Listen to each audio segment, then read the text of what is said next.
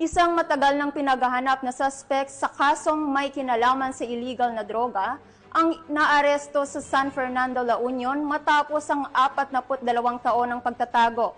Police Master Sergeant Robert Abella Jr. sa report.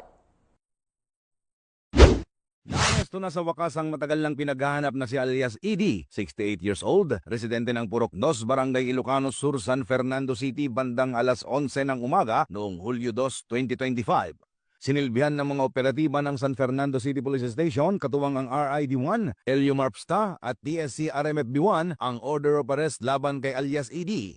Ang warrant ay may kaugnayan sa kasong paglabag sa Section 8, Article 2 ng RA 6425, Dangerous Drugs Act of 1972 as amended, na inisyo noon pang October 10, 1983 ni Honorable Inocencio D. Malyaman ng RTC Branch 29 San Fernando City. Walang inirekomendang piyansa para sa naturang kaso. Ang matagumpay na operasyon ay patunay na walang makakatakas sa kamay ng batas gaano man katagal. Isa itong hagmang tungo sa isang mas ligtas, disiplinado at mas pinatibay na bagong Pilipinas kung saan ang hustisya ay hindi kinakaligtaan kundi pinagtitibay. Mula dito sa Ilocos Region, ako po ang inyong PNN correspondent, Police Master Sergeant Robert Abella Jr., alagad ng batas, tagataguyod ng Balitang Pulis.